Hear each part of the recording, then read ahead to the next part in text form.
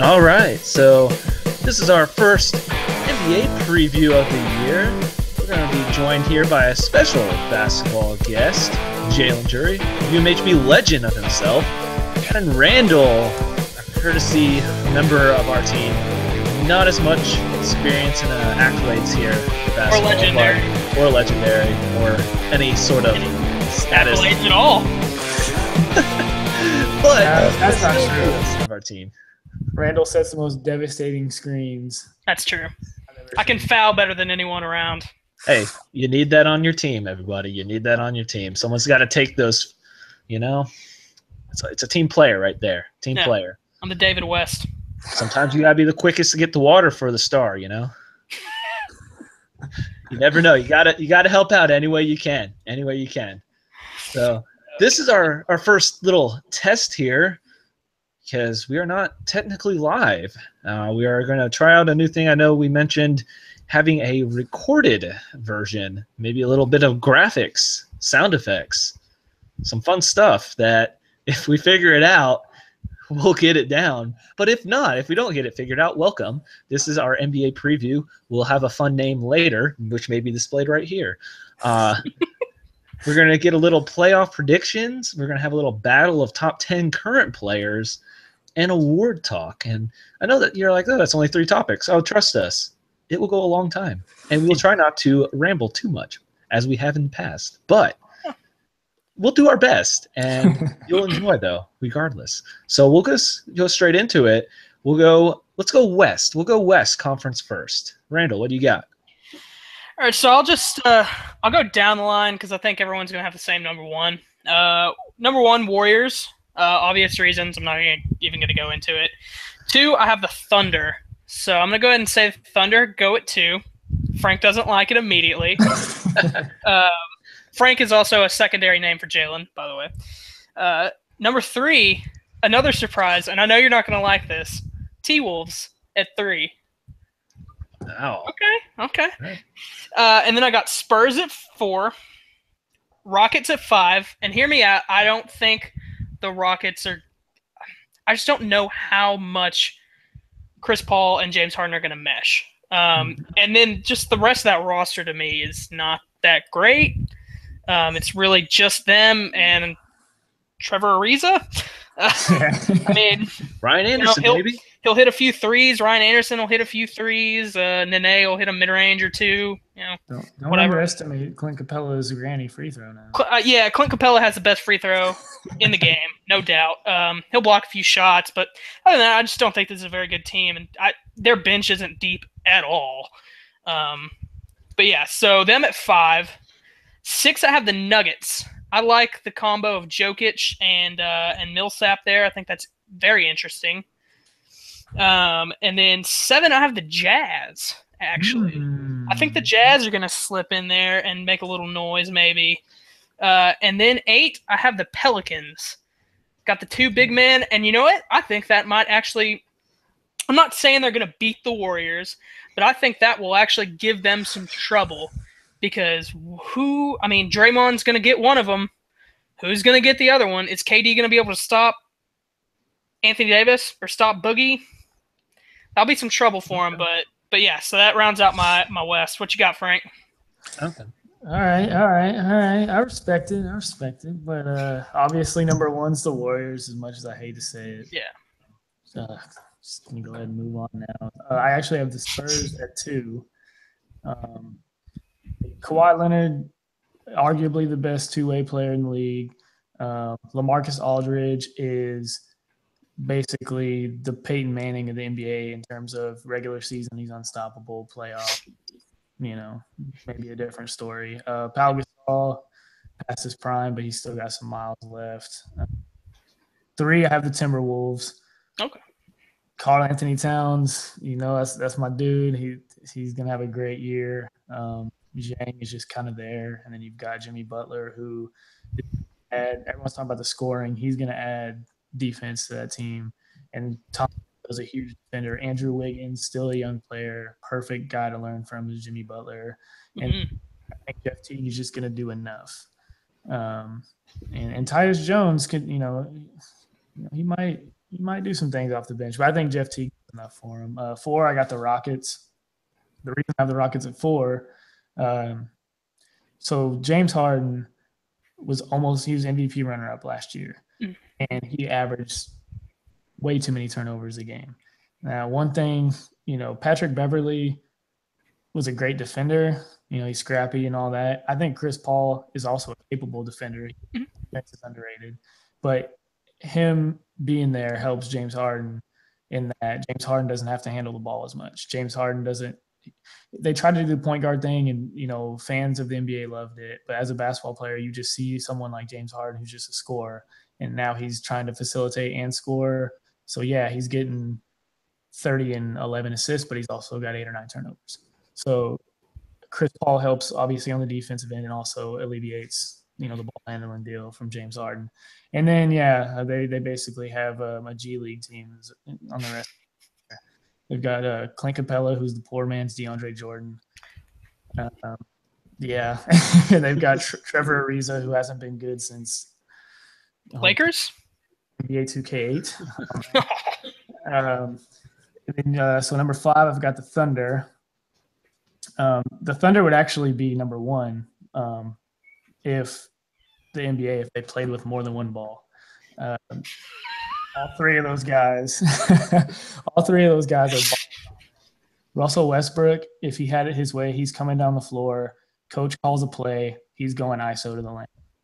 That's if Russell Westbrook had it his way, which he did last year. I don't blame him. I would have 2 on that team. I might have started a point guard for them if Russell Westbrook wasn't there. And then you've got Paul George, who's ball dominant. He's probably the most unselfish of the 3, and he's still pretty ball dominant, saying that. And then obviously Melo.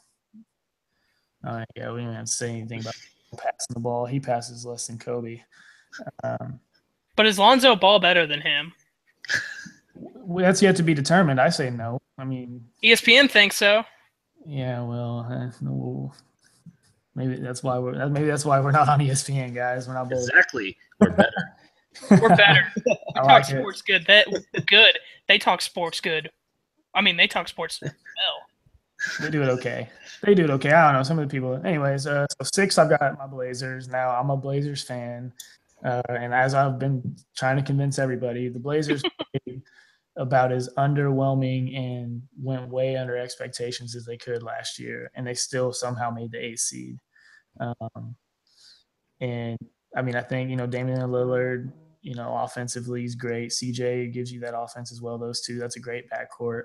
And then they've also got Nurkic, who we'll see. We were talking about it earlier.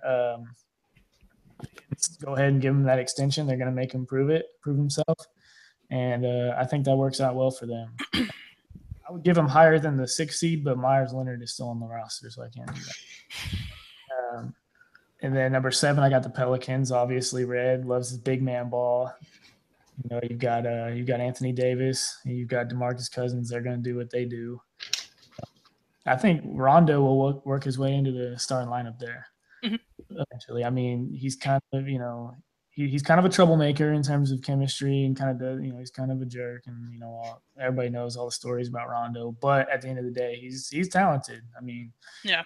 Who knows? Maybe he gets his head out of his butt and I could actually see them running him at the 1 and Drew Holiday at the 2. And I think so too. Yeah, Drew's definitely a combo. And then number 8, I've actually got the Mavericks slipping in at number 8. I'm gonna tell you why. And yeah. And I'm not a Mavericks fan. No, he's not.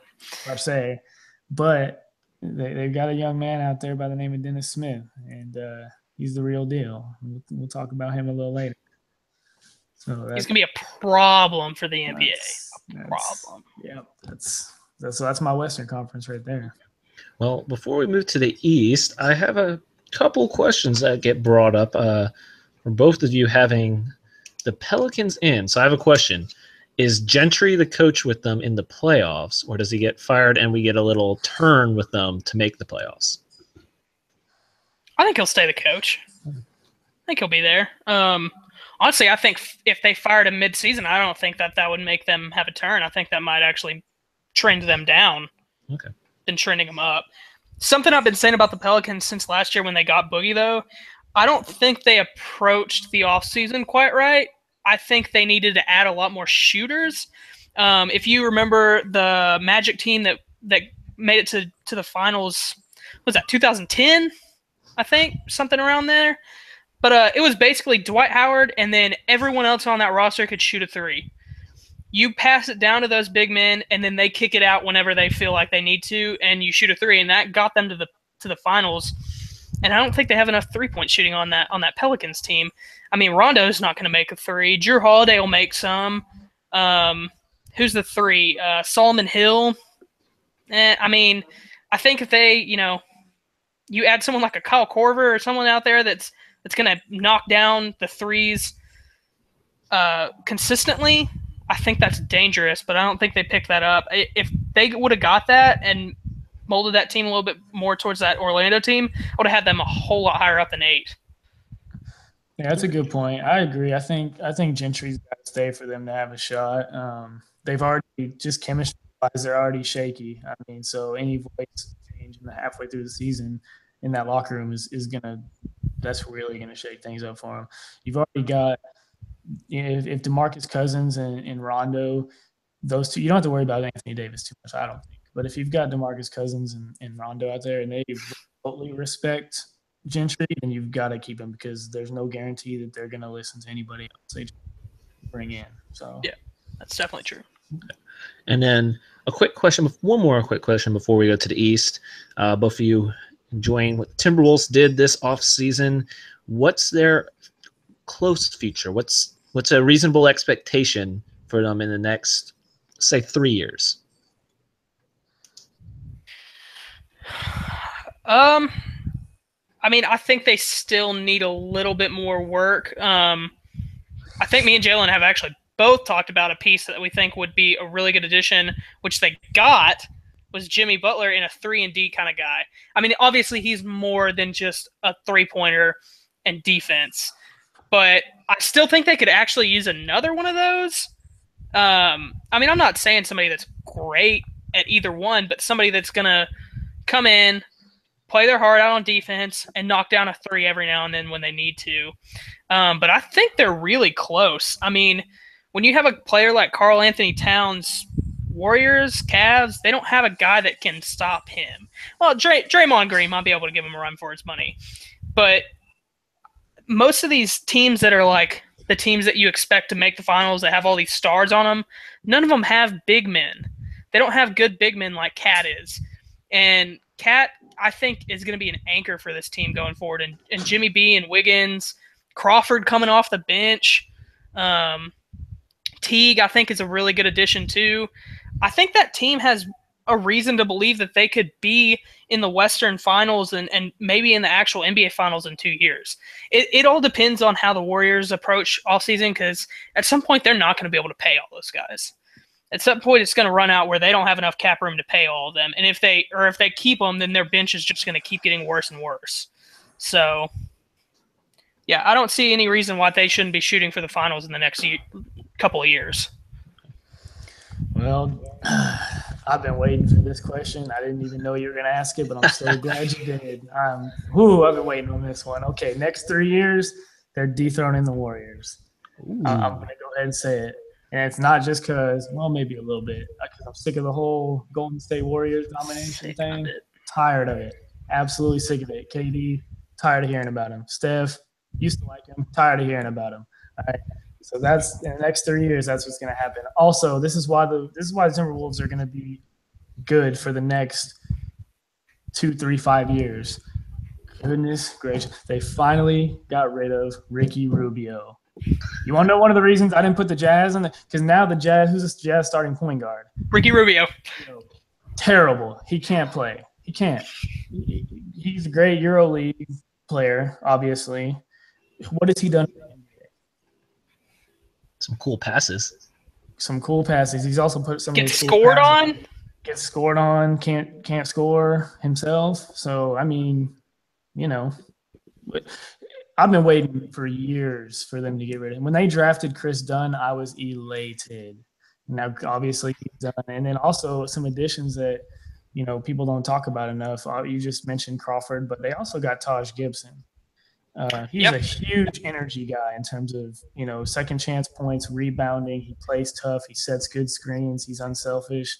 He's going to help them out. I mean, that's one of those guys. You talk about a 3-and-D. 3-and-Ds are good. Energy guys are good as well. So, they've picked him up. And Jamal Crawford, he's almost a 3-and-D. He's just missing the D. So, they're going to be pretty good. I mean, I have high expectations for the Timberwolves. Do you think they'll start Gibson at the 4, or do you think they'll start Dieng? I don't know. I would almost say start Cat at the 4 if you're going to start Jang, put him at the 5.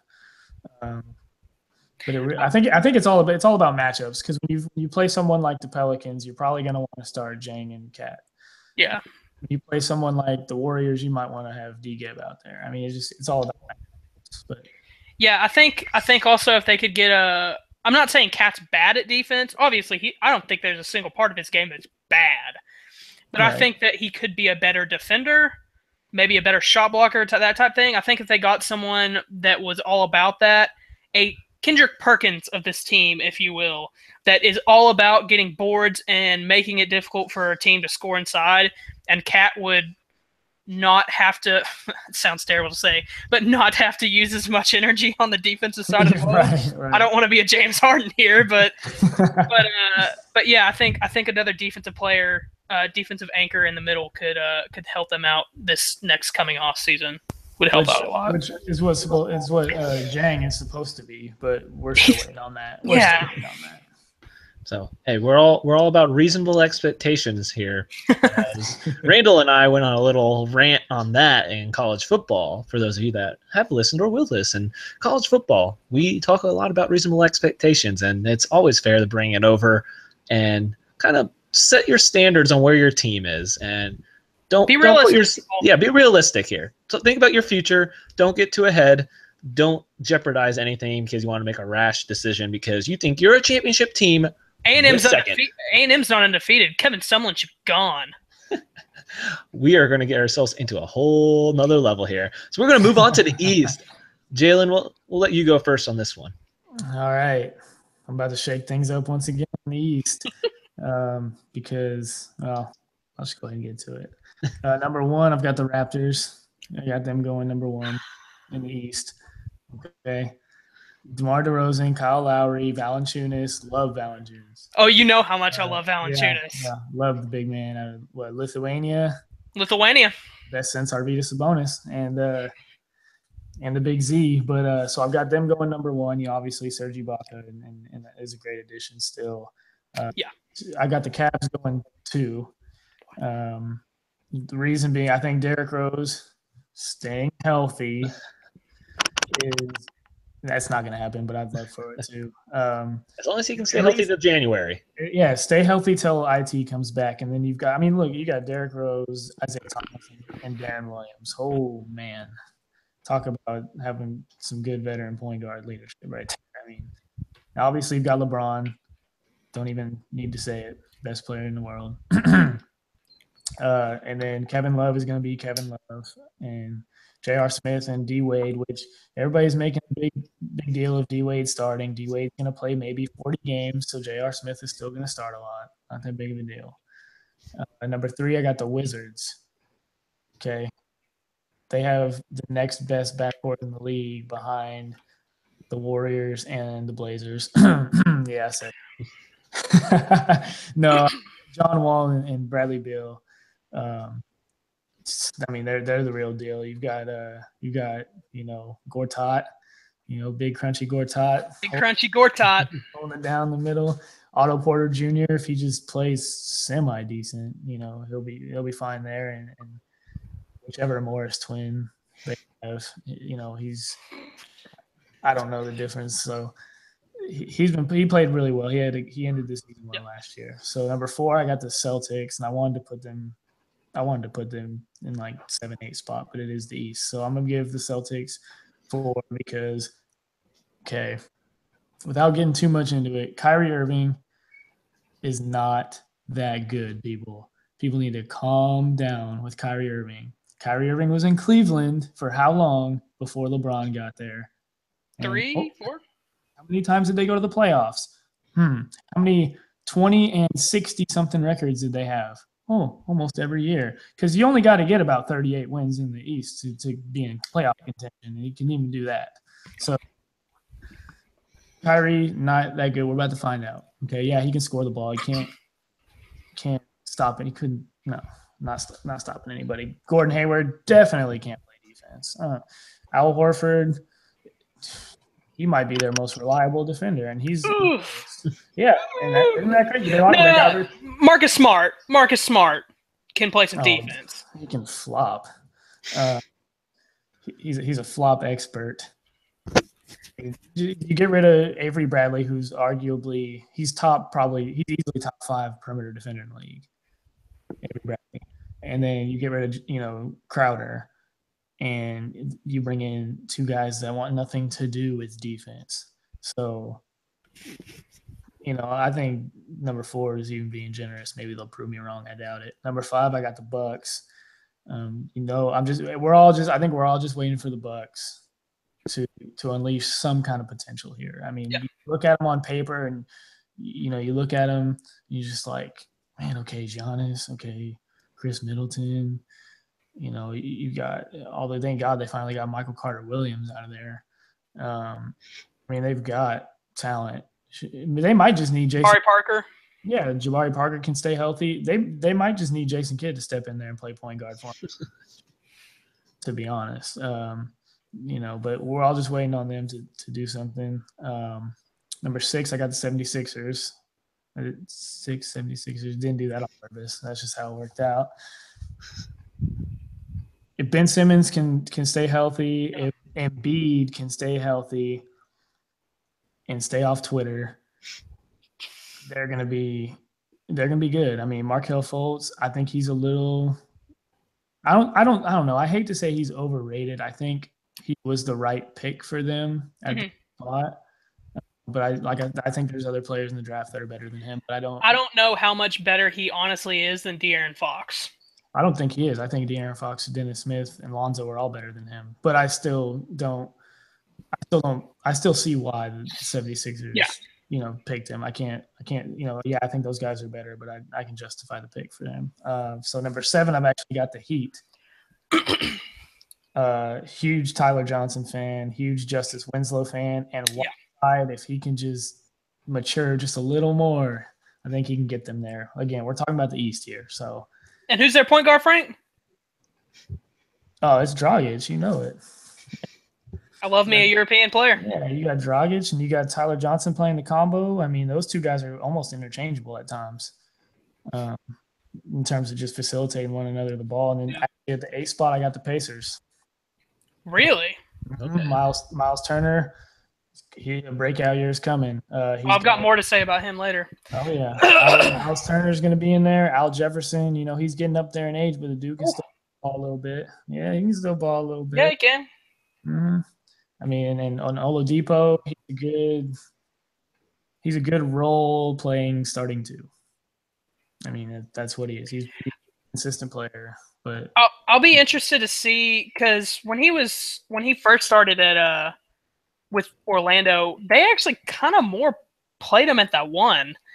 I'll be interested to see if he goes back to that role with the Pacers, because he seemed like he did better in that role as more of a 1, like a 1 combo. Well, he's kind of undersized almost. He's 6'4", right? 6'4", yeah. So as athletic and freakish as he is, it's not, you see like Russell Westbrooks and stuff, 6'4", playing point guard. It wouldn't. Yeah, I don't think it'd be a bad idea to try him at the combo. I think that's what he's comfortable with, anyways. Yeah. They just need somebody that can facilitate, to Miles. I mean, he's a great pick and pop player.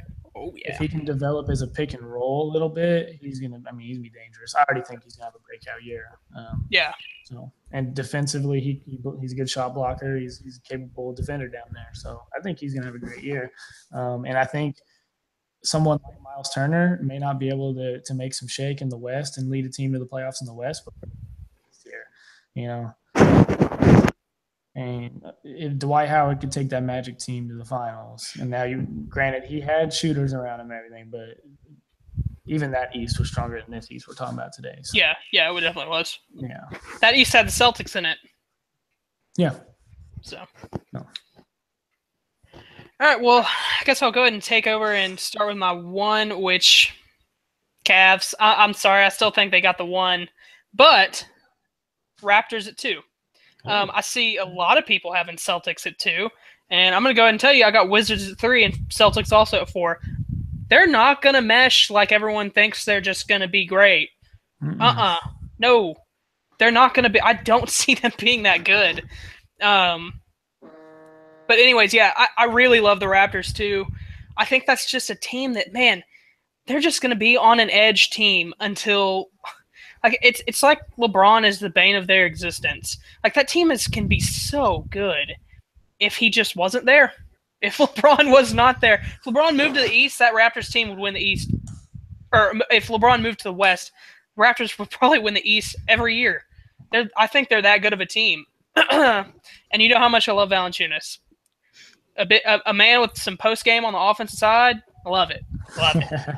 Going back to real basketball, not just chunking threes at half court. So Wizards at 3, Celtics at 4. Then I got Cardiac Kemba and the Hornets at 5. I love Kemba Walker. Did you have the Hornets in yours? No, I didn't. I did not. You know why? Because Dwight Howard's there. And he's just a cancer to every team. He is a parasite, man. He's goodness gracious. There was rumors years ago that the Blazers were going after him, and I was just like, please, dude, no, please don't. And I'm so glad they didn't. You know what?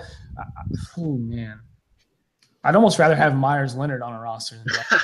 And you know how much. I'll just leave that there. Okay. So my thing is, Dwight Howard doesn't have to do anything on that team. Oh, he's not going to. So. Except block a shot. 2 shots a game. That's all we're asking for. Block 2 shots a game. And average a good amount of rebounds. That's all we need from you. You don't even have to come to the offense. You don't even have to cross half court to go play offense. You just stay back there. You know what? Actually, stay away from that side of the ball, please. You just stay there. Kemba will take over. I don't like Batum that much. Hate him. But Batum, I like Frank Kaminsky. They got. I know how you feel about his alma mater. Cody Zeller, Malik Monk was a good pickup for them. Let's see. I actually think they have Michael Carter Williams now. So that's why. That's another reason. You got Michael Carter Williams and Dwight Howard. You're still putting them in the playoffs. That's a guess who won the Rookie of the Year his year? Michael Carter Williams. He won Rookie of the Year. Greatest season of his life. At the same time, that'll be a fun combo. Even a blind squirrel finds a nut every once in a while. So, yeah, with that being said, I got Hornets at 5 and then Bucks at 6. Like he said, everyone's waiting for them to do something. I think they're a big man away. I don't think Thon Maker's the answer. I like Jabari Parker if he can stay healthy.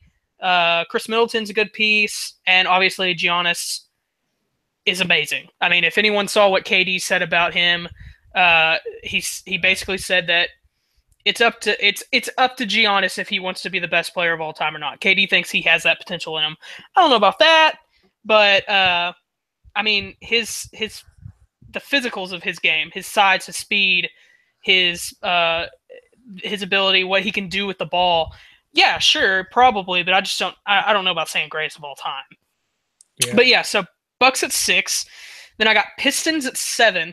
I actually kind of like this team. Avery Bradley, Reggie Jackson, and then Andre Drummond plus Kentavious. No, Caldwell Pope went to the Lakers. Yeah. Stanley Johnson is probably going to start 3. Stanley. Oh Lord. We enjoy Stanley Johnson's games very much so. So yeah, Pistons at 7. I know Dom likes that. He's a Detroit kid. And then I got the 76ers in at 8. And I'll tell you what, it's not because I think they're an 8 seed team. I think they're better than that. But I do think at some point, to me, I just cannot see both Ben Simmons and Embiid being healthy the entire season. So I think that'll help them or hurt them a little bit during the regular season, but hopefully that they will be healthy by the playoffs, and I would love to see a great game a great series between them and the Cavs. I'm not saying they take them to 7, but if they could just even if they got swept, if all 4 of those games were fun and entertaining to watch, then that'd be great for me. Yeah, 76ers go against the Cavs. That's a sweep. I think that'd be ugly. But it'd be fun to watch. There'd be so many dunks. I agree with you in that. I think injuries might plague them a little. Yeah. I think if they can stay somewhat healthy, though, they have enough. If they can just get by enough to get them to the playoffs, I'll tell you what the 76ers need the absolute most going into this next offseason after the season is over. Whichever team you feel like has the best training staff, go and pay them as much money as you possibly can and get them over to this Philadelphia. Portland has them. We stole them from the Suns. You think? Yeah, they still couldn't help Festus Ezeli. Good God, that's another topic. Well, I like to bring into reasonable expectations again. Okay. So we obviously bring up the 76ers' future and the talent there. And I'm going to play off of what we talked about in the West. How long do we see until we see a possible Timberwolves 76ers championship? Is that a possibility? And if so, how soon? Who wants to take that one first? Oh, my goodness. I guess I'll take that one. Yeah, go for it. I would put my life savings, not what I have now, what I accumulate over my whole life, that the 76ers probably won't have a championship in the next 50 to 200 years. Okay. Wow. Timberwolves, I wouldn't be shocked if they get one in the next 5. I mean, it all depends free agency and trades. And can they does this group even mesh together well? And if they do, can they keep them all together? Those are no-brainers. But in terms of just basketball, the Timberwolves, they're way close. Everybody's talking about the 76ers this, 76ers that. Yeah, they're young and stuff, but the Embiids, the Ben Simmons, Ben Simmons, we don't even know what he can do yet. Yeah. But Embiid is going to have to grow up quick. Markelle is going to have to grow up quick. They've also got the European, the young dude, Dario Saric. He's good, but those guys are going to have to grow up quick because, at the end of the day, not only do they have to go against the Cavs for the next however many years till LeBron decides he doesn't want to play, they got to go against the Raptors. DeRozan and Lowry are still relatively young, and the Bucks, they're young and they've got Giannis. Sorry, the 76ers don't have anyone like that. In terms of that, then you talk about winning a championship, you got to beat somebody, whoever comes out of the West, and the 76ers are a long, long, long, long way of being able to do that. Yeah, I don't think it's unreasonable to say in the next 5 years that they could be competing for the East. Mm-hmm. I don't think that's unreasonable at all, especially in 5 years. LeBron is how old in 5 years? 37. I mean, I'm not saying he's going to lose all of it, but he's not going to be the same player in 5 years that he is right now. There's no way. No, Father Tom has to come eventually. And I got to be honest, the way LeBron's game is, he's going to have to change his game a little bit if he wants to have that longevity. He can't be driving the lane and dunking on fools when he's 40. He's just not going to be able to do that.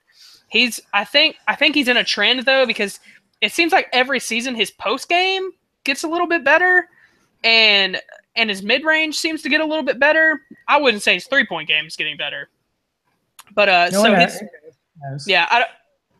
But anyways, let me get back on topic. I started talking about LeBron. But yeah, that team is young. Embiid, Ben Simmons, Markelle Fultz, Robert Covington, Justin Anderson. There's some really, really good young guys. Plus, what's the European? Saric. That's a good young squad, but I don't see them being able to make it to a finals, honestly. It's the 76ers, man. Like, I don't know. I just can't see it. And honestly, a big thing is injuries, too. I just can't see it because of that. Yeah, they're cursed like the Browns. Yeah. A good question would be who gets to a championship first, the Sixers or the Browns? I would have to definitely go with 76ers there. Browns is too much of a curse. Yeah. I don't know if I can get past that one. Well, one quick question before we go to top 10. What do you put the odds of the Cavs keeping the Nets pick?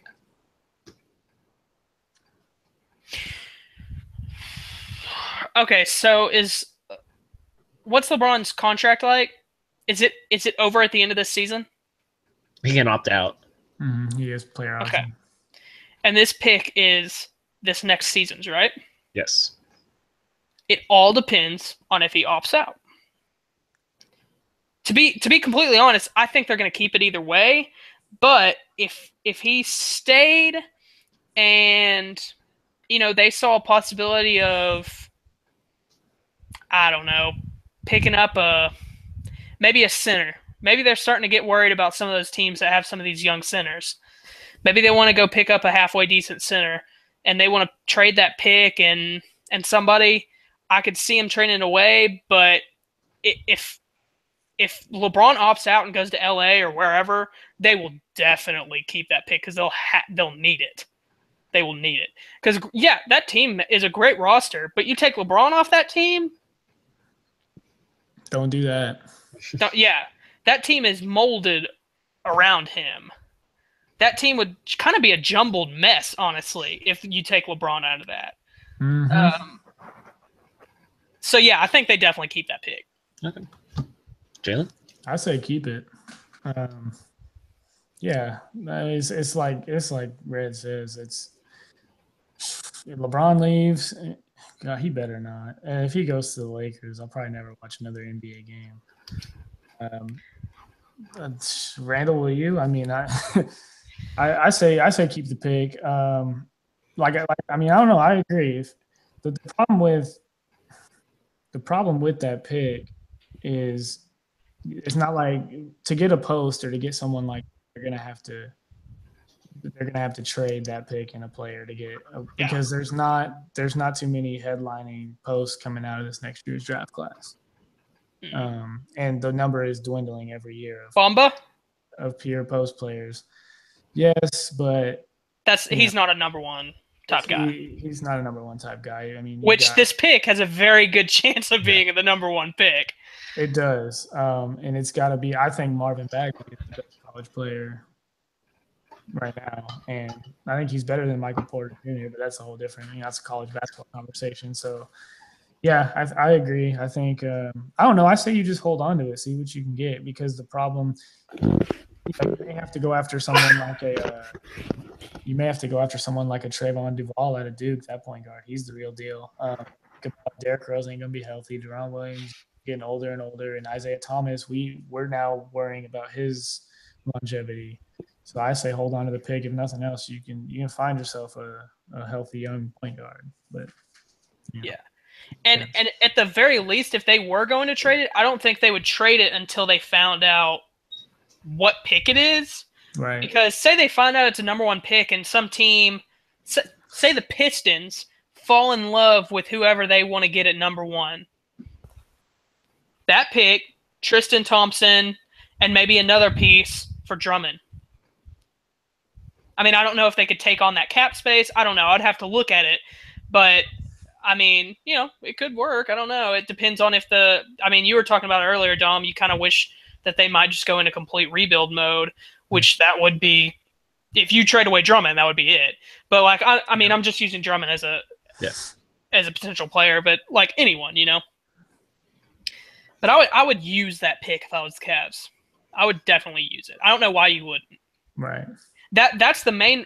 That right there is why I think the Cavs won that trade so bad.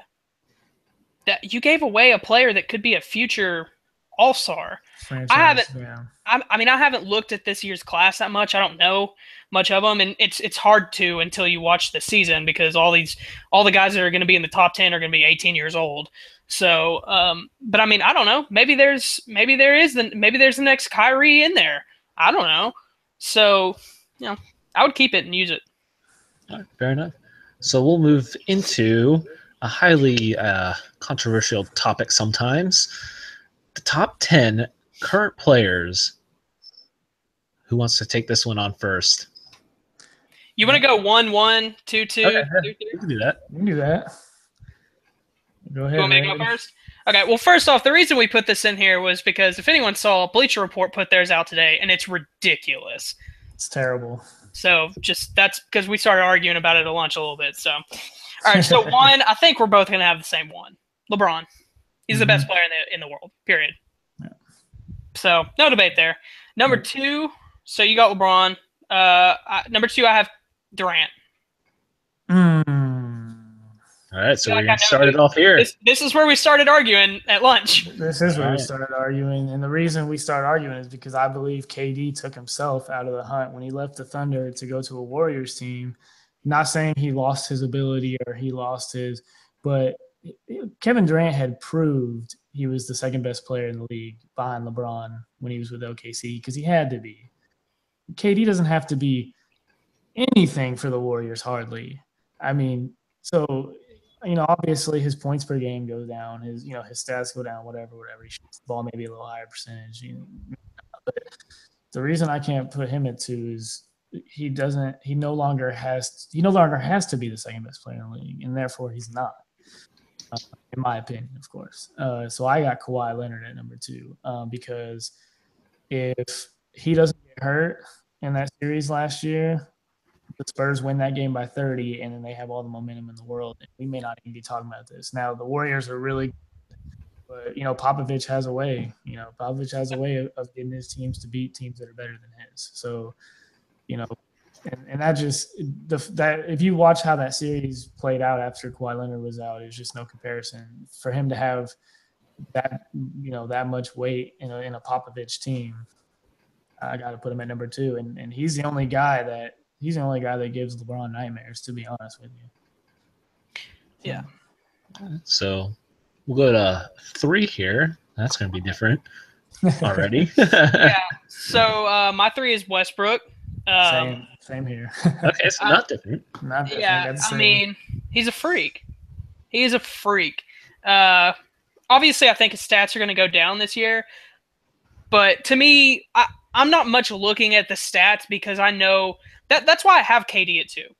Granted, his stats went down, but I think he proved he still is just as good as he was at OKC in the finals this year. He took the finals over, and he dominated a few of those games. Oh man, it was so easy for him to dominate. They got to worry about Steph hitting 10 threes in the game or Klay Thompson hitting 10 threes in the game. When he went up against LeBron and the Heat, there wasn't nobody on the Thunder at that time that were gonna hit, that were gonna make the shots at Steph and Klay. And I mean, that's fine, but I mean, I still think he's the number 2 player in the world. I think if you put him right back on OKC, well, not OKC is a completely different beast now. Right. But if you put him right back on that OKC team last year with them Cats. Yeah, I think he's still the same KD that was there the year before. So, I mean, his stats aren't making a difference to me because I know what he can do. And that's just how I just think he's that good of a player. But back to Westbrook. I mean, freak of nature. I don't know if there's a quicker guy. I mean, Kyrie maybe is quicker. John Wall maybe quicker. I don't know if John Wall's quicker. John Wall's faster. I mean, John Wall is end to end. But that from standing, just standing still to that first step to start driving, I don't know if there's somebody quicker in the league. Well, there's never been a more explosive point guard to ever play the game than Russell Westbrook. Yeah, I mean, he's a freak of nature. That's not even a debate. The dude's a monster. I mean, he's if there's one player other than LeBron playing tight end in the NFL that I want to go see play another sport at another position, it would be Russell Westbrook at wide receiver. Yeah, I don't know if he has hands. If he doesn't, we'll stick him at corner. But 6'4", that's that's where all the wide receivers that can't catch go, right? Yeah, Westbrook Island. Yeah, you put that man 6'4" with that speed, that vertical out there at wide receiver or corner. Ooh, that's a problem. Yeah. So yeah, 3 is Westbrook. Jalen, 3 is also is Westbrook for you. I got Russ at 3. Okay, so my 4 is Kawhi. Okay. And I'm assuming your 4 is KD. It is. So there's our So we just flipped. 2 and 4s are flipped. Okay. All right. So we can move on to 5 then. Yeah. Okay, so my 5 is Steph. Okay. Steph Curry at 5. Okay. I got Giannis at 5. Ooh. Because we're talking about top 10 this year, so Yeah. Yes. everyone's talking about what Giannis could be. What all the athletic, all the intangibles, all the wingspan. He's he's got the wingspan the size of a sailboat. I'm ready for him to do it. I'm ready for him. Same thing we were talking about the Bucks. We're ready for the Bucks to step up and do something. They don't do it if he does it. It starts with him. Yeah. It starts and ends with him. So I got him at number 5. Big expectations, but I expect him to do something. And he's in the East. Okay. Well, I mean, I just have Steph at 5. I mean, he's the best shooter of all time. Best shooter of all time. Best shooter of all time. I think his playmaking ability is really underrated too, just because of how much people look at it. Like the first thing you say about Steph is his shot. I mean, that's the first thing everything. But then I think a lot of people stop there and don't think about how good of a playmaker he is. Yep. Some of the guys' passes are unbelievable. Oh yeah. Unbelievable. And he's got ice water in his veins. I know you got KD and Clay on that team. Steph's the one I'm going to for the final shot. Oh, definitely. No doubt about it. Definitely. Yeah, and then his defense is underrated, I think, too. I'm not saying he's a great defender, but I've heard people be like, he can't guard anyone. Yes, he can. He can guard. He's a hell of a better defender than James Harden. Well, so are you, Randall. So. I'll at least try. See, that's where our little debate begins with Steph, because I think his defense is overrated. Now, maybe it's because I watch too much ESPN or because I've heard fanboys and people who know nothing talk about, oh, he led the league in steals. I don't care about that. I mean, yeah, that's impressive, but he's an opportunistic defender. That's what he is. Steals doesn't necessarily mean you're a great defender. That means, if the ball gets tipped and it ends up in your hands, that's your steal usually, right? I mean, isn't that how it counts? So, I mean, that can be right place at the right time. If you watch anytime they've played the Cavs or anytime they got to deal with somebody like a Kyrie, like a Westbrook, who's guarding them? It's Klay Thompson.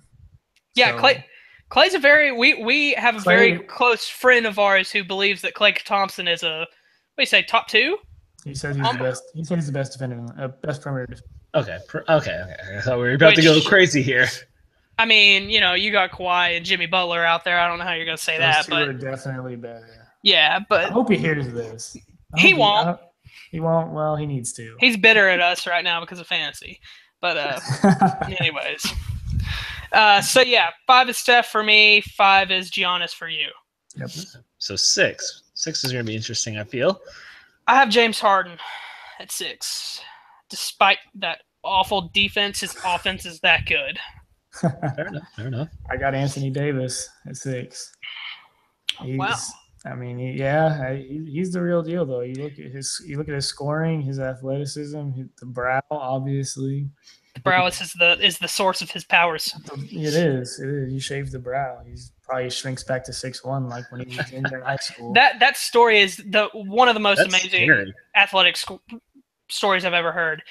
I think that's actually probably why he's so good, because what year did he finally shoot up? He was 6'1" until his senior year? His junior year, I think, by the end. Yeah, because when we played them in AAU, it was going into senior year.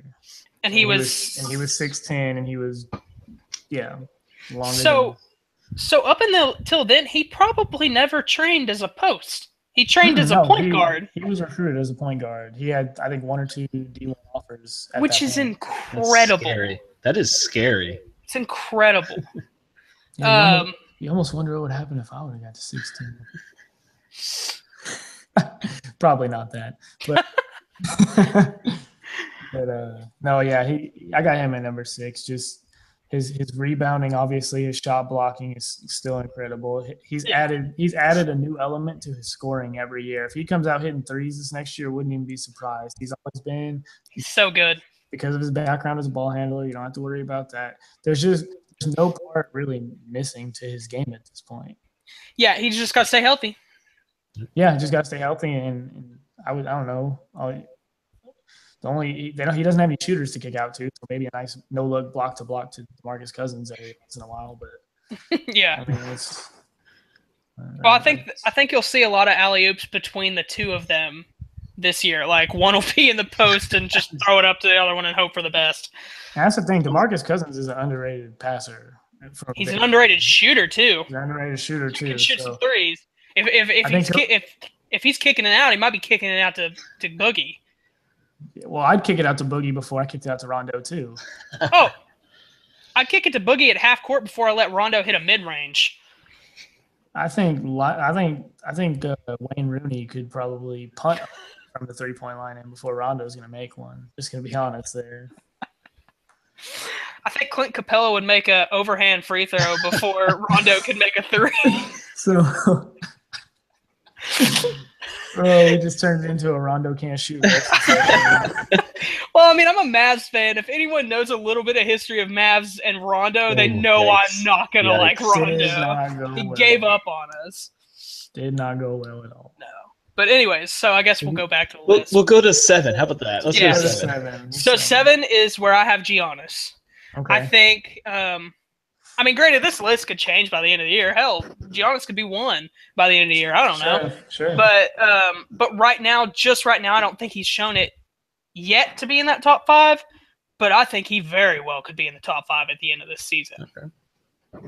Yep, number 7, I got Karl Anthony Towns, the Cat Man.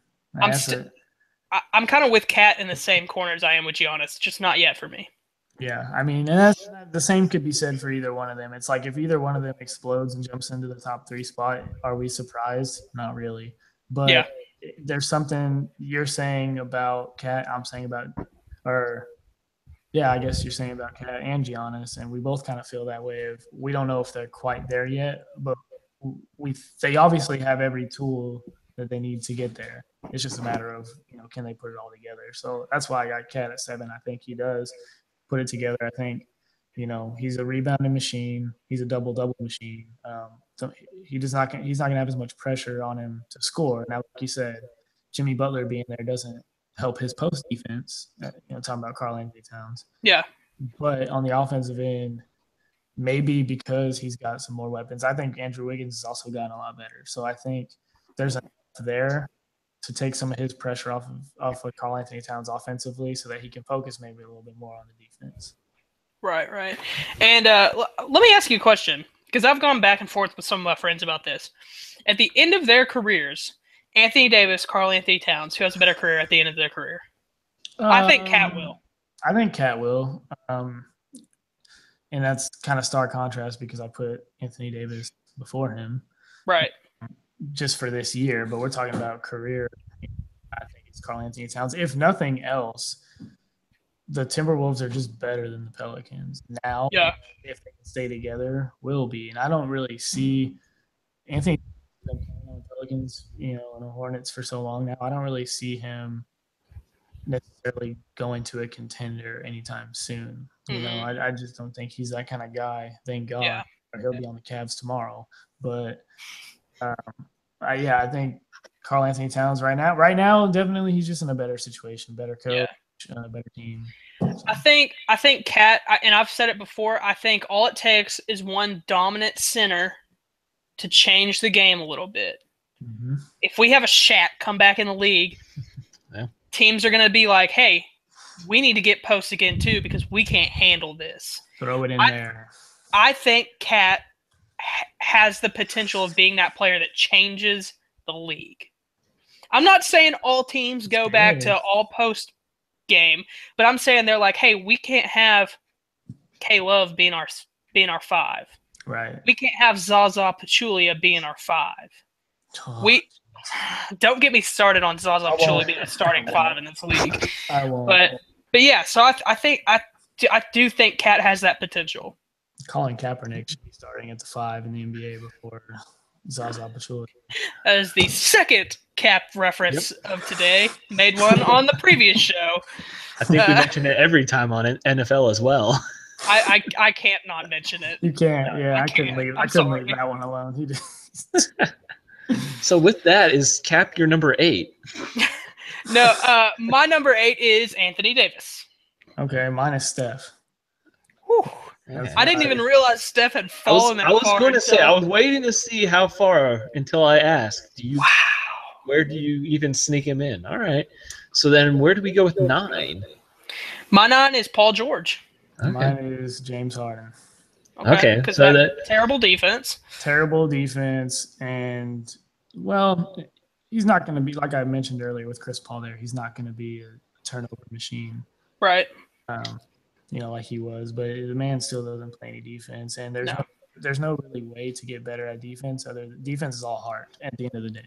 Yeah. There's positioning and there's timing and there's all that, but he doesn't have that stuff because he doesn't have the heart or the want to play defense at this moment. Yeah. He's the best player drawing fouls I've ever seen in my life, I think. Oh, yeah. Yeah, he's taken what Ginobili used to do to a whole nother. Yep. Okay, so we're getting here right at the end. All right, my 10th and final player on the list is John Wall. All right. I love John Wall. I think he's a better point guard than Kyrie. No offense, I think he's a better point guard than Lillard. I think he has.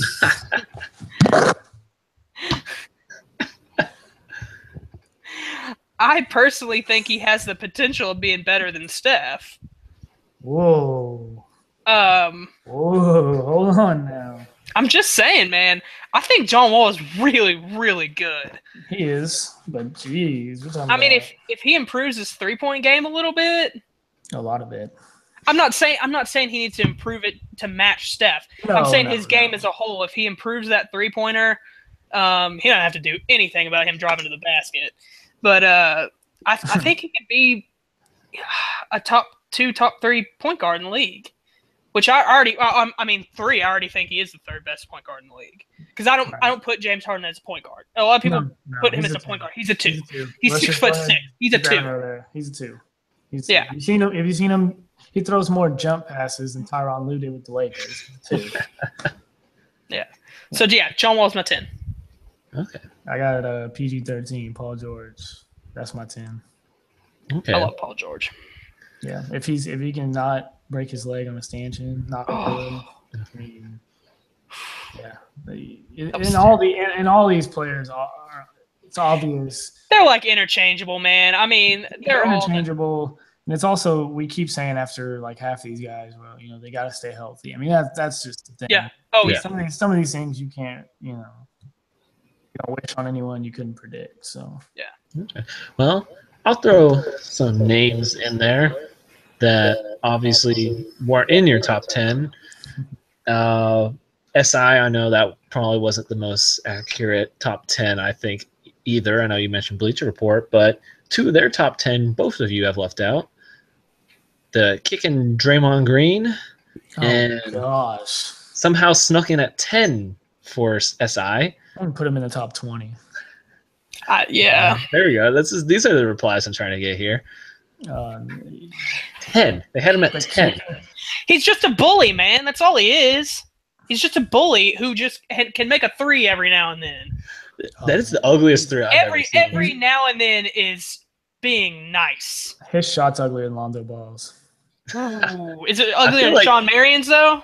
No, nothing's uglier than Sean Marion's. I feel like I could shoot more accurately than Green, and that's a pretty long shot there. I mean, it just scares me when it goes up. I feel like I don't even do that.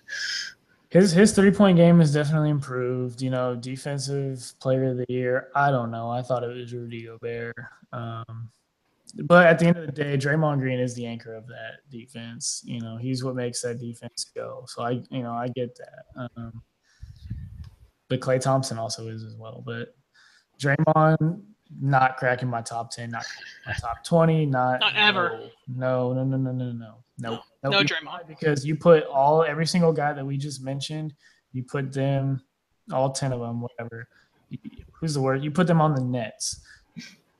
A lot of these guys could be the reason the Nets make the playoffs in the East. Draymond Green not doing that much. No. Yeah, and I think anyone who has Draymond in their top 10 is just a little too high on the Warriors. Yeah, They're certainly too high on him. No, and Yeah. goodness gracious, that's So, terrible. the other in SI's top 10 left Chris Paul. off, Chris Paul. I believe they had him at 6. It's pretty high. They had him at 6. Pretty high. And Yeah. I'm guessing they left out John Wall. John Wall was 13. Jimmy Butler was 11. Paul George was 12. Is he 2 or is he the third best point guard on that league on theirs? I would have to look at it again. I just wrote it down. Stephen. They had Cat at, I believe, 15. So this is what I'm saying. You don't even want me to go there. I'm not even going to pull it up. Let's not go there. But interesting. I see we obviously get the reaction. Okay, but I'm starting to think that some of these guys are. Well, let's see. We know who the top 10, top 15 is, but let's just shake it up. Let's just throw the same way they threw Lonzo Ball ahead of Carmelo Anthony. You're gonna put Chris Paul ahead of. I'm sorry, I wouldn't. Carmelo is a Hall of Fame player. Lonzo's a big baller. Big baller. Huh? No. I didn't like it. No. I don't even know Chris Paul is a top 5 point guard at this point. I don't know if I can give him that. Russ, Steph, John Wall, Lillard, Kyle Lowry. Ooh. No, Chris Paul is better than Kyle Lowry. You think? Yeah, I think so. Did you give him 5? Kyle Lowry just can't shoot. I mean, we saw him every year in the playoffs. We need him to knock. The Raptors need him to knock down an open shot, and he's over here. In the playoffs, Kyle Lowry couldn't hit water if he's throwing off a boat. I'm just gonna be honest with you. I mean, is he better than Kemba, IT, and Kyrie right now? He's better than IT because IT can't guard anybody. That's true. Is he better than Kemba and Kyrie? I don't know if he's top 5 right now, dude. I don't know if he's top 5, but he might be better than those two guys. But I don't know. It's yet to be. I mean, but to put him at what was it, 6? He was at 6. That's a travesty. Outrageous. It's a travesty. You know what? There was a time when he was a top 5 player in the league. Oh yeah, easily.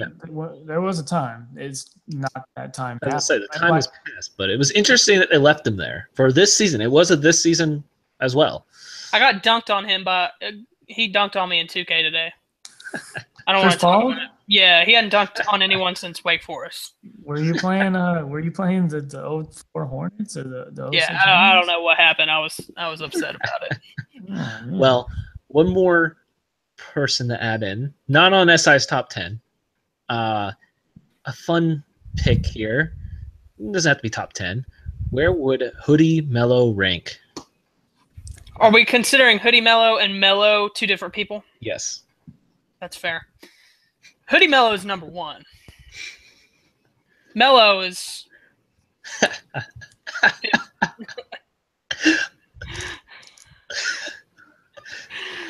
I had to throw it in there. I had to. No, I appreciate the. I don't even know what that is. It's Hoodie Mello. Hoodie Mello, number That's just 1. the thing. Yeah, Hoodie Mello's number 1. Hoodie Mello 1, Lonzo Ball 2, Mello 3. Whoa, you forgot about LeVar there, buddy. Yeah, LeVar's 0. Slightly ahead of 1. LaMelo is the best one. So LaMelo is number 1. Lonzo is number 2. LeVar's 3. LiAngelo's The mom 3. No one is. cares about LiAngelo. No, I was gonna rank their cousins. I don't even know if they have any cousins, but if they're there, they're before LiAngelo or whatever his name is. I feel Michael bad for him. Angelo or I feel really bad for Donatello, him. whatever his name is. I don't feel bad for him. I mean, He's still going D1. He's That's fine. true. he's still going D1. We're gonna find out this year if he's real or not. He's no longer know that, but LeVar talked about he's the best shooter of the 3, which He thinks LiAngelo is? he said he said it before. He said that he's the best like pure scorer of the which no, it's LaMelo, but He had to give him something. Gave him something growing up. I don't know. We'll move on from Yeah, there. it's just before- Hoodie Mello We're talking. doesn't- We're Hoodie talking about the doesn't- Ball family. We need to move on. Yeah. Hoodie Mello doesn't crack the top 100 for me. Ooh. Might not even make the league. That's just an off season. I'm playing at LA Fitness. All right, you You understand? There's some guy probably down in Temple at whatever rec center there is down there, whose name is Gary, or something, who probably puts up stats like Hoodie Mello. So I don't. All right. So we'll move on to the finishing topic, the awards. And we'll kick it off right away. Who is your MVP? Jalen, I see you rubbing a hand, so you're going first. Ooh, we're going for the big one first? Oh, we're going big. I like we're going it. big. Go big or go home. I like it. MVP. I feel like we're gonna have the same one. We're not. You sure? We're not. And this has been. If you say Lillard, I'm kicking you off the show immediately. No, we're going for him. That's my MVP. We're not going for. We're not going for MVP of the league. Okay. Now, this is going to be so contradictory of what I've previously said. It's Steph. Heck to the no. Okay, go ahead. Sorry, I won't. I want to say Kawhi. But because of the system he's in, and he's too unselfish, and that system doesn't work with any MVP player. Yeah. I got to go with James Harden. The reason being, he was averaging a few less turnovers away from winning it last year. Let's be honest. The only reason he didn't win it is because of his turnovers last year. He scored it well. He made the playoffs. Russ didn't. I mean, he was the runner-up, and now he's got somebody who knows exactly where he's going to be at all times. He's going to know when to get him the ball. I mean, people think the Rockets are better with Chris Paul. I mean, I really do. Grant, how far does that take them?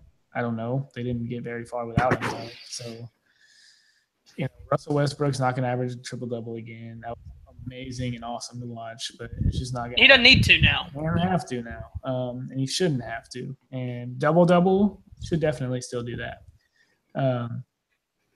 I just don't see a repeat from Russ. LeBron, I don't know. He didn't really have to either. No. I had a friend tell me today, I'm not going to name him, but he knows who he is. I had a friend tell me today that he thinks LeBron's going to average triple-double this season. He's obviously hasn't watched the NBA ever. I said exactly what I said about Russ. He doesn't need to average a triple-double. No. Now, maybe in the finals, does he need to? Yes. Yeah. Yes, but for the people now, see, that's the problem now that Russell Westbrook's done it one time. Everybody just thinks it's like easy to do. Like, oh, Kawhi Leonard could do it now, or now. I do think LeBron could do it though. He could right now. Maybe not. I don't know. But. He could, but why would he? Because LeBron knows he doesn't care. Like, he didn't care if the Cavs were 2 seed last year. Like, he's not gonna kill himself in the regular season. He knows that playoff run. He knows they're going to the finals. Yeah. And he's not going to exert that much energy to average a triple-double. Yeah. All right. So my MVP, I have Giannis. I have Giannis at the MVP, and I think it's because he's in – I'm not saying he's going to average a triple-double. Don't get me wrong. But I think he's in a Russell Westbrook-like position there where he is the dude. He has to get it done. I think he has better pieces around him than Russ did. Definitely. Oh, man. But I still think he's that dude that's going to have to put up a lot of points. He's going to put up a lot of rebounds. We know he's basically their point guard. He is the point guard. He's going to have a lot of assists. He has a lot of steals. He has a lot of blocks. He is a stat sheet stuffer. And what do MVP voters look at? Stats. They look at if your team is winning too. But I think the Bucks will make the playoffs. So what does it matter? I mean, they'll make the playoffs, so who cares? So he's got that. He's got that under it. And then I think he'll have the best stats as a whole in the NBA this next season.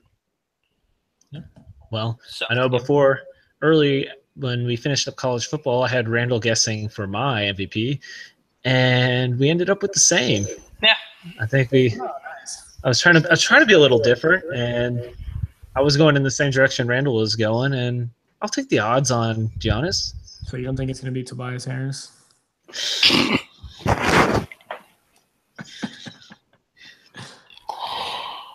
Tobias, I don't understand why Tobias is still on a roster. I don't get him. Like, I don't think he's that good. I don't get what he brings to the table. I'm gonna be honest. Last year, I was playing 2K and I saw him on the Pistons, and I was like, "Well, I thought he's still at Tennessee." He probably wishes he was. Other than that paycheck, he probably wishes he's still. Yeah, I'm Van Gundy likes him. That's all I can say. So we'll move on. We'll go to the defensive side. Who's your defensive player of the year, Randall? I have something that I think might be an unpopular opinion, but I have Anthony Davis winning the Defensive Player of the Year award. So last year, he averaged 2.2 blocks and 1.3 steals. But in the past, he's averaged 2.9 blocks, 2.8 blocks, 2.4 blocks, and at the most, he had 1.5 steals. I think he could easily average 3 to 3.2 on blocks, and I could see him averaging about 1.8 on steals. And I think he could win it this year. I really do. I think it's between him and Kawhi, and of course Draymond Green's always got to be in that talk. And I think Gobert has a chance this year too. But I think Anthony Davis is going to win it this year. All right. As much as I want to say Avery Bradley, because I'm tired of all these big men just getting it because they can block some shots, and I'm biased because I was a guard, but it's not going to be a guard winning Defensive Player of the Year for a while. I got to go with Gobert because Gobert. I got Gobert because he, in my opinion, should have got it last year, and I think he's got every reason to do it this year. The only difference now is, I think the Jazz got worse this offseason, but I don't think that particularly affects his defense per se. So, shot blocking machine, defensive rebounding machine. He is. If you watch him, like Randall, you went to the Mavs game last year and saw him. He is built to block shots. So long. They call him Go-Go Gadget, for a reason. You can't accurately tell on TV. When we had pretty decent seats. Shout out to Justin Gamble for that one. But his arms are so freakishly long, and his hands are so. They have him listed at 7'1". I don't know about that. Dirk is a solid 7 foot, and he was. It seemed like he was towering over Dirk. Honestly, I think he might be more 7'2", 7'3". Yeah, like I said, he's built to do that type of thing. Yeah, and someone that I don't think maybe he might not win it, but you always got to be mindful of him. We're talking about shot blocking and defensive rebounder. DeAndre Jordan is still there. He's still the freak athlete he's always been. I think the difference between Gobert and winning it or not is his steals have to go up a little bit. I think he hadn't averaged 1 steal a game yet, and he's actually trended down on that the past couple of years. So in 14 he had 0.8, then 15.7, and then last year 0.6. But his blocks keep trending up: 2.3, 2.2, 2.6. That's a good point. And the thing about the steals is with big men getting steals, it usually depends on the guard pressure. How much pressure the guards are putting on Ricky Rubio. Couldn't stop a runny nose. So. Which also, that's one of the reasons I think Anthony Davis will do it, because, like we said, they don't have a lot of 3-point shooting on that they do have front defense. court, but they do have defense. Rondo, Solomon Hill, they have Tony Allen. Jrue Holiday's a pretty good defender too. He's capable, yeah. Yeah, he's better than Harden. Just gonna keep going back to that. You're welcome. So yeah, I think that'll shoot his steals up, and I think if he could average 2.8, yeah. All right, I am giving the Claw my vote for this year. Give him the love for this year, and maybe hopefully the votes, and maybe we'll see the trend, like you said, shift to guards and give them the love eventually. It might be. It's not looking like it lately. There's too many good. Yeah. Honestly, I was looking at the Defensive Player of the Year all the way since its inception. There's barely any guards that win it, man. It's very rare that guards win it. It's Pat Bev was the last one to do it, wasn't he? Who? Patrick Beverly. Is he the last one to do it? Did he win it? He did, didn't he, when he was with the Rockets? I don't know about that. I'll have to look that up. I gotta look it up. I thought maybe for some reason I remember him like crying about. Go something. ahead and go for your rookie of the year, and I'll look that up. My rookie of the year. Yes, I have a feeling we have the same rookie of the year. We definitely. Sounds like you guys do. We definitely do. I know people watching this want to hear us argue and everything, but the thing about it is Lonzo Ball has every reason to be the rookie of the year. He's got a decent enough team to make him look fantastic. And he's got a coach and ownership, and he's got the whole city of LA and state of California. Everybody's Lonzo Ball this, Lonzo Ball that. He's a great player, but there's somebody better than him. His name is Dennis Smith Jr. He plays for the Dallas Mavericks, and that's your rookie of the year. Because Dennis Smith Jr. reminds me a lot of someone that I will admit, when Damian Lillard was drafted by the Blazers, people didn't really know about him, and people didn't really know who's Weaver State, blah blah blah. I called it. I was like, he's rookie of the year. I mean, and a lot of people were like, "Oh, you're just saying that because you're a Blazers fan." Well, duh, obviously, but also the common sense basketball player in me understands what that kind of guy brings to the table. Dennis Smith Jr. brings that to the table. Lillard had LaMarcus and a couple other pieces that Dennis Smith's not going to have. But obviously, we don't have to say anything about his athletic ability. He's quick, he's fast, he's explosive as all get out. He's about as explosive as Westbrook. He's just not that size in that frame. He jumps higher, honestly. I mean, he's got like an 80-inch vertical or whatever it is. And I mean, he's not quite the shooter that Lillard is yet, but I mean, he can develop that. He can develop that. And Lillard wasn't the shooter coming in. He could score, but he wasn't the pure shooter he was coming in that he was when you were knocking the Rockets out of the playoffs. Yeah. And even now. So, I mean, Dennis Smith. If I haven't said it already on this. On this cast, he's the best player in this draft, this class. And this class was loaded.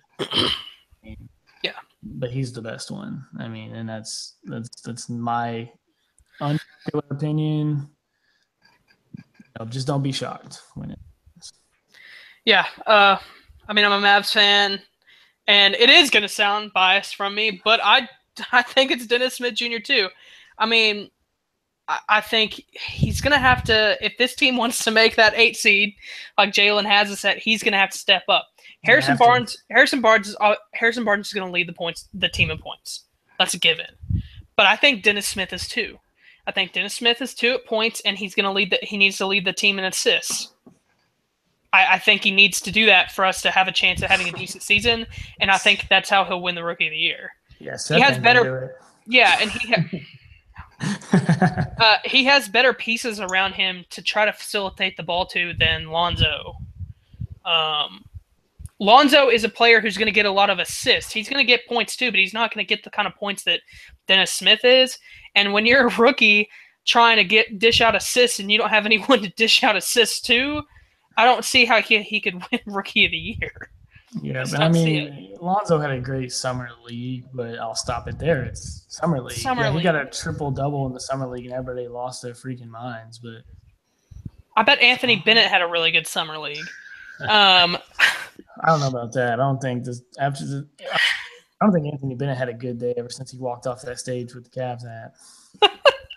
He had a good day when he got that check. The only person that I see giving him a run for his money for Rookie of the Year is De'Aaron Fox. I see De'Aaron Fox giving him a run for the money because that team's not great, and I think he's going to be a main scorer for them this season. Dude, man, yeah, I agree. He's so fun fast. to watch. He's fun to watch, man. And also, throw it back to the Defensive Player of the Year award. The last guard to win Defensive Player of the Year award was Gary Payton in 1996. And then the last guard before that to win the Defensive Player of the Year was Michael Jordan in 1988. Wow. So Pat Bev didn't win it. Then what was he crying about in that press conference? He was all defense first team.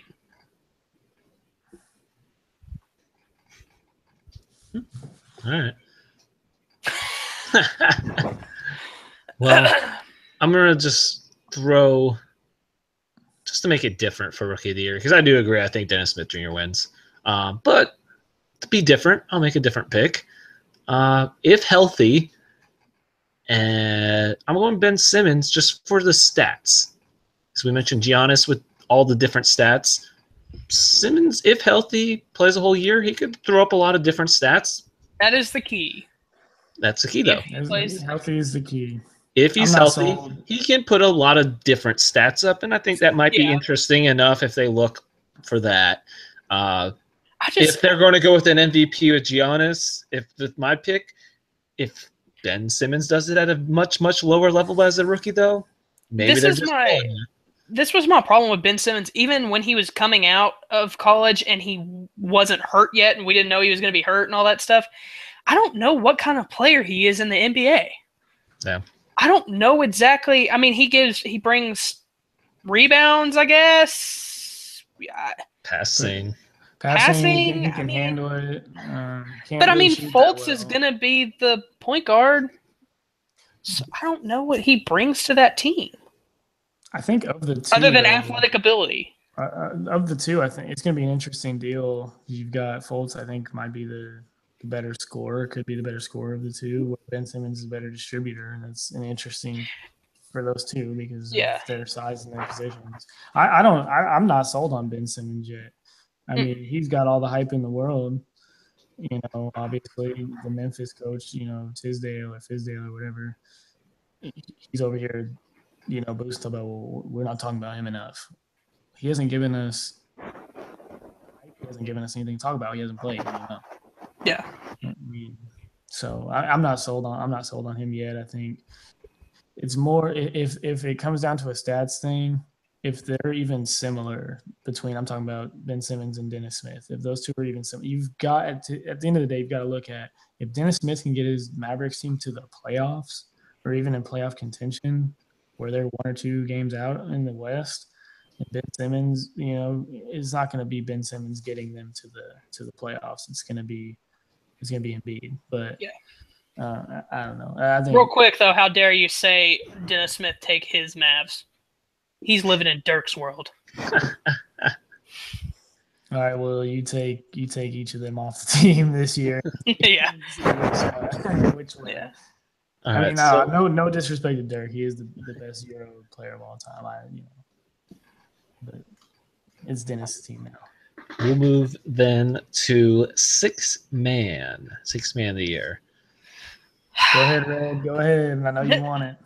This one was really hard for me, actually. It took me a really long time to find someone that I felt like – I mean, I could have taken the easy road and just been like, oh, Eric Gordon is going to win it again. Like, But I thought long and hard, and I went with Rudy Gay on the Spurs. Ooh, you think he's going to buy in? Backing up Kawhi. I like that. I like him a lot coming off that bench. He can score. He can play a little bit of defense. I really like. I think that was a big time pickup for the Spurs, Rudy Gay, and I think it was a very underrated pickup. People didn't talk about that a lot in the offseason, and I think that was very good. Yeah, it was very good pickup. So yeah, I got Rudy Gay, 6 man. Okay, I'm against popular opinion. Myers. You know what? I guess we're done here. We talked about this briefly earlier. Jamal Crawford is always a safe pick. Yeah, it is. And especially look at, Jeff Teague and, coming off, and Andrew Wiggins coming off. But the thing is people forget also the problem with Jamal Crawford coming off the bench on the Timberwolves is also Shabazz Muhammad comes off the bench. Mm-hmm. And that dude, you want to talk about tunnel vision. Don't get his. But, man, 6 man of the year. Ooh. Dare I say Derrick Rose? And that's hard to do because he's going to be starting until January, until IT comes back. See, I feel like if anyone would get – I think it's still to be determined on how they actually do the starting lineup. Mm-hmm. Dom said that he heard that they're going to do K-Love at the 5 and LeBron at the 4, and then Jay Crowder in there. But I don't know how long that's going to last. I think I could see Jay Crowder coming off of the bench for them and winning 6-man. Yeah, I could see that, but I could also see Jeff Green doing it too. I could also see J.R. Smith winning 6-man for him, scoring buckets. They've got. So I mean, I'm just gonna go Jamal Crawford. He's been here before. He's done it. He knows how to do it. He's been here plenty of times. He's been here for Portland. He's done it. I mean, he did for the Clippers. That's his thing. He is he might be the best. Is he the best 6-man of all time? Has anyone ever? No one's ever won more of the 6-man of the year awards than him. Jason Terry won 2, I think. So Crawford's got at least 2. He might have 3. Yeah. So. This is a very, very long shot. I know I told Randall earlier. Just for the heck of some interesting highlights in the preseason, I'm going to throw Milos out there. The Clippers, the 30-year-old 30-year-old rookie. He's going to start, though. You think he starts over over Pat Bev? Look, Pat Bev is trash, man. I don't care. Yeah, he's a good defender, but if the European dude can come in and do what Ricky Rubio was supposed to do, by the way, he's better than Pat Bev right there. That's something that no one mentioned, but me and Jalen are both really low on the Clips this year. I see a lot of people predicting them still in the playoffs. I don't know why. Blake Griffin cannot score as well as y'all think he can. Y'all know that, right? He can dunk on people. Sure. Without Chris Paul, DeAndre's nothing. So. No, yeah. Just foul DeAndre Jordan in that game. Clippers making the playoffs. I haven't seen that yet, but that would. I've seen it a lot. I've seen him still sitting at 6 or 7 by a lot of people. Yeah. Oh no. The Kings make it before they do. So I honestly think our most improved. That's our final one. I think we're actually all leaning to the same player. I think we are too. I think we're all going to lean to the same player. Let's hear it. So I will go first because I think we all have the same. I've got Miles Turner. Miles Turner. No. Oh, okay. It's going to be Nurkic. No!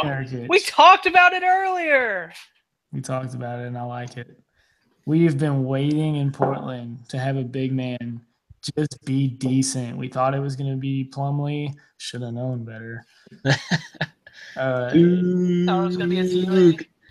I mean, and the crazy thing is, I don't even know if Nurkic is going to be the most improved on our roster. It might be Mo Harkless, but overall in the league, Nurkic, I mean, before he gets hurt last year, man, he's almost the reason we made it to the playoffs. I don't think if we don't make that trade, Plumlee wasn't doing it for us.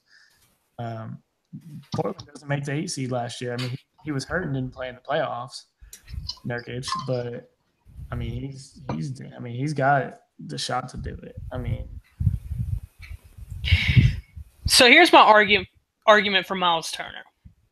Last season, before I tell you what he averaged last season, Jalen, tell me what you think he'll average this season, points and rebounds. I'm going to say 18 and 9. 18 and 9? Mm-hmm. I think he can average about 21 points a game. He probably could. So, we'll take the difference and say about, you said 18, we'll say he averages about 19.8 or something like that. Mm-hmm. He averaged 14.5 points and 7.3 rebounds. If he jacks that up to 19.8 points a game and say he averages about 9 rebounds, that's most improved to me. And I think he makes an all-star game.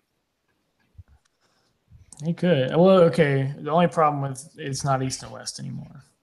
No, but you still get the votes. You get voted in, right? Mm-hmm. Don't you get voted in by East and West? Oh, is that how they're doing it? Yeah, you get voted in by East and West, and then they get to pick out of that pool of players. Interesting. So yeah, he'll probably still make it. You look at the other center. You look at the other post in the East. Who's going to make it over him?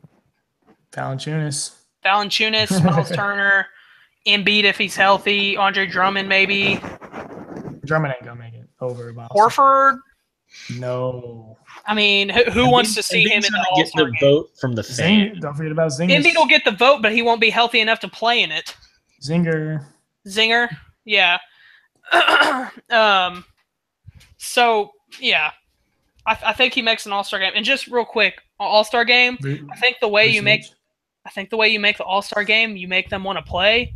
Do the same thing they do in baseball. Whoever wins it gets home court advantage. Then they're going to play some defense. They'll play some defense if they know that if they win that thing, they get home court advantage in the finals. They'll play some defense. Whoever's on the Warriors and whoever's on the Cavs will play defense. Kind of knows it's not worth it anyways. So. Well, isn't that half the All-Star team anyways? Yeah, it will be. It will. I mean, that's probably 6 of them, 6 or 7. Yeah, and Kyrie might do some stupid stuff, like throw the game just so LeBron doesn't get home court because he knows he's going to get thrashed in the Eastern Conference Finals. The Celtics can't beat the Cavs. You know better, Kyrie. You know better. Here's my question. With Most Improved, would they be willing to count Ben Simmons? No. No? Okay. Where does he improve from? We don't know. Improve from not being able to play? Oh, well. No, that's fair enough. In that case, Brooke Lopez should be winning it every year. I actually thought about talking about Brooke Lopez as Most Improved for a minute. That crossed my mind. Who's going to be the worst team in the NBA? I know Nets or Hawks for me. Nets or Hawks. Yeah. I don't know. The Magic are pretty terrible. Yeah. Magic are pretty bad. I think the Kings will be pretty bad. The Kings are going to be better than – I think the Kings will be better than the Clippers. If Zebo is able to play. That's bold. I think it'll be the Nets, though. Yeah, definitely be the Nets. Well, Jeremy Lin's on the Nets. He is. Yes, he is. With his dreads. Oh, yeah, Kenny Martin didn't like that. He did not. Which is stupid. But Jeremy Lin didn't like his tats on either. His Chinese letters. But anyways. Got him. Anyways, that has been a very long, unnamed NBA talk. So don't forget that we are on Twitter, we are on Facebook, we have our YouTube channel, and even a Snapchat. So let me make sure I say this right. Like the Facebook, follow the Twitter, subscribe to the YouTube, and I don't know if we've figured out the right Snapchat. I'm pretty sure it's add the Snapchat. Add